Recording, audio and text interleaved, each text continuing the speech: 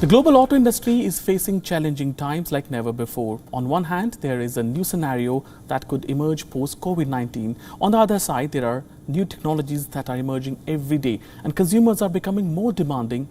And how the global auto industry is shaping up and what is its future.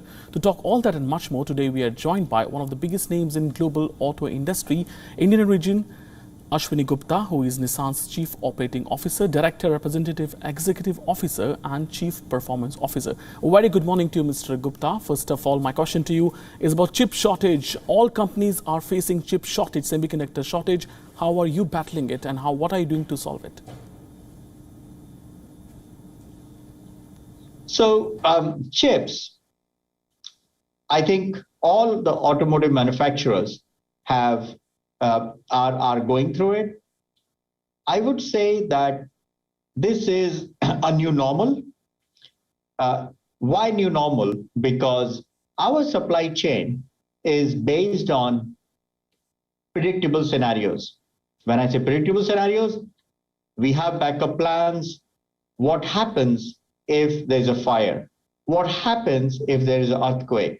What happens if there is a capacity constraint? This is what are the predictable scenarios. And that's how our just-in-time system is based on from tier 1 to tier N. When I say tier N means the last part of the supply chain.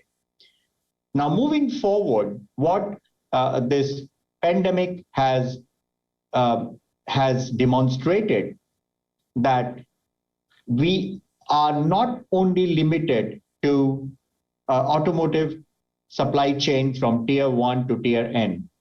And I would like to specify a little bit more. You know, we are just in time. Our all supply chain is digital, which means if there's a drop in the automotive market demand, as it was during the pandemic, our digital supply chain is adjusted accordingly from 1 to N. Now, so far, the tier 1 to tier N, if they are dependent on the automotive business, it works because everyone is synchronized, everybody is connected. But with these new technologies, which are more driven by customer behavior, but I would say case, what has happened is there is a commonization of the tier N of the supply chain. Commonization with whom? Commonization with the non-automotive industries. And during the pandemic, when the automotive industry's forecast going down, totally opposite, the non-automotive going up. So, you know, the children are studying at home, we are working from home, definitely it's going up. So I think the chip shortage is the consequence of many evolutions which happened during pandemic and post-pandemic, but also triggered by the new automotive regulations, new customer aspirations in terms of number of radars in the system, number of cameras in the system, and finally we land up here. Now, when I say new normal, I think we as automotive industry have to evolve from this learning that how we manage our digital supply chain, not only with the automotive market understanding, but also to have a non-automotive market understanding and trace our tier N full exposure to automotive and non-automotive. This is where we are now working as Nissan to evolve our supply chain. Right, Mr. Gupta, a lot has changed since COVID-19. Now, what about the demand scenarios that could change during pandemic? What about overall the post-pandemic scenario and how Nissan battled this COVID-19? Well, I would say pandemic, the first thing Nissan did was prioritizing people's safety. That was people first. Nissan went ahead in closing the plants starting from China and going around the world to take care of the people's safety. And with that, the first learning which we have is normally during the crisis, we send the people to fix the recovery, you know, whether it is earthquake and so on and so on. But this pandemic, we have taken out people from the crisis and then we have run the business with a remote control. So I think this is a great learning for us, how to control business and run the business remotely. Now, moving forward, what exactly we are going to see in the markets, that what we are seeing, number one, that aspiration for personal mobility has increased. Number two, the customer aspiration for clean and safer environment has increased. And these are now demonstrated by the numbers, especially when we look at China recovery. When now recently we are looking at United States automotive market recovery. When we look at the electric cars recovery in Europe. So I would say that post-pandemic, we are seeing the recovery faster than we expected, but maybe the market mix and the product mix is different because the customer's behavior, the customer's aspirational level has changed post-pandemic. But at the end, what we see is that there is a demand for personal mobility in the main markets post-pandemic. What is the future of Indian auto market? A lot is happening here as well. What about the Indian auto market? Pre-pandemic, I think Indian automotive industry was going in the right direction with the right growth, in line with GDP, in line with customer aspiration. You know, we launched Magnite. Magnite SUV is a state-of-art SUV, which is driven by its technological breakthrough. And why I'm saying so is, with the launch of Magnite, we saw that the Indian customers are valuing the technology and not only talking about the entry price. And that's what we already started seeing, the change in the Indian customer, which is in line with customers in United States, in line with customers in Japan, in line with customers in Europe, when the Indian customers are asking connected cars, when Indian customers are asking the latest safety features, asking for autonomous driving features like 360-degree full view camera, and so on and so on. And I would say that moving forward, first, Indian automotive industry is going to grow, but most important, the content, the value of the technology inside the cars in India is definitely going to expand. And this is where Nissan is focusing, and Nissan will focus. And Mr. Gupta, you took over as CEO when the company was going through tough times. It was really a tough overall time for the company. Tell us about your personal journey with Nissan and the road ahead. The journey has been tough, but it was very exciting, and it is exciting. Why it is exciting is Nissan has got great products, great technology, and most important, the great team. And where I need to focus more and more is how I can utilize more and more people to drive the new products, new technology, and hence the business. So the first thing I did in 30 days, normally, you would have heard about 100 days, but I didn't have time to make 100 days report. So I made 30 days report, and I went back to the board saying that this is what I want to do in Nissan, and this is what I would like Nissan to be. And this 30 days report had why we are here and why we should move forward, what we should do, how we should do, when we should do, who will do, and how we'll do.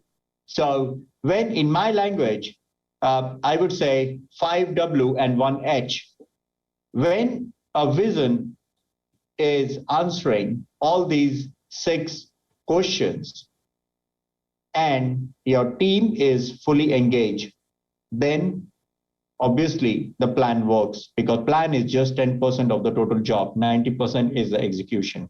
So that's what my first decision, to make a turnaround plan which is answering all the 6 questions. But on the other side, this turnaround plan should not be only focused on cost cutting, because for me, cost cutting is not a brainer. Creating value needs brain. And that's why Nissan Next is based on 3 pillars, which I define. The first one is rationalization. Second one is, I would say, quality of sales. And the third one is the growth. First one was very tough because rationalization means I have to align the capacity and the capability of Nissan from 7.2 million to 5.4 million, which means I had to take decisions to close the plants, to close some of the activities, to exit some of the markets, and also to take some tough decisions to give away some sponsorships and so on. It was tough, but I did it in a way that it does not have a big impact on the people. The second was quality of sales, where I wanted to use the new products and the new technology to change the culture. And that was the most difficult part for me, to change the mindset of people, for example, from volume to value, from pushing the sales to pulling the sales. And this is where I had to demonstrate by the quick wins with the new products, which we did with Duke in Europe, we did Magnite in India, we did Kixi Power in Japan. World over, all the markets, we did that to change the culture from volume to value. And the third pillar is the growth pillar, where while doing the rationalization and creating revenue by focusing on quality of sales, how to invest for the future. So these are 3 things which are very important in Nissan Next, because Nissan Next is not only a cost-cutting plan, and we are investing heavily for our future investments, especially in the field of case. So while going through the 16 months of Nissan Next, yes, I have taken some tough decisions, but tough decisions were not only for cost cutting, but tough decisions for also to create value and bring the growth in the company. That's what has been my exciting experience, and results have already started showing that we are absolutely moving in the right direction. In some cases, we are ahead of plan. For example, when you look at rationalization, which is cutting the fixed cost to lower down our break-even point. Second, quality of sales in United States, especially, it has come back, and also investment for the future in electric cars, like for example, Aria. So I think I'm really looking forward that we will be much faster in the coming months. And you spoke about Aria electric car. There is a range problem that is mostly associated with electric vehicles. Please tell us more about electric vehicles, and what about the hybrid future as well? Sumit, in 2010, when we launched our first generation Leaf, we were talking about 80 to 90 kilometers to a single charge, depending on the different regulations. When we launched our second generation Leaf, we went much higher. And now when we are launching Aria, we are talking about much higher, maybe more than 500 kilometers, depending on the different conditions in the different countries. Now, when you look at who are our customers, what is their average driving distance?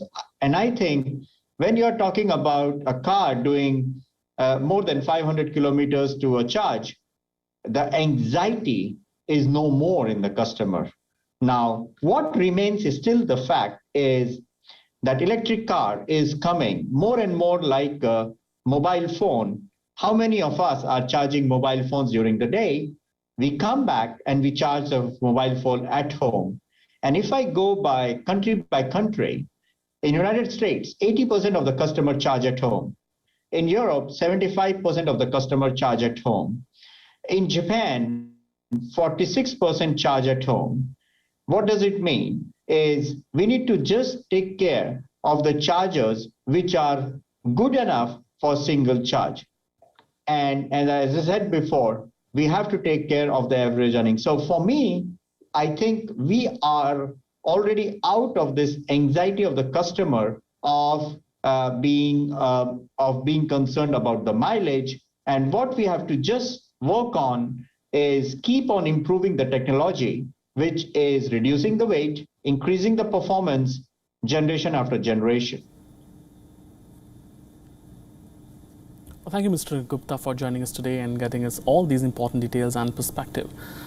And that's all today we have in WION's World Business Watch. That's all we have in WION's World Business Watch. News and updates will continue here. Keep watching WION.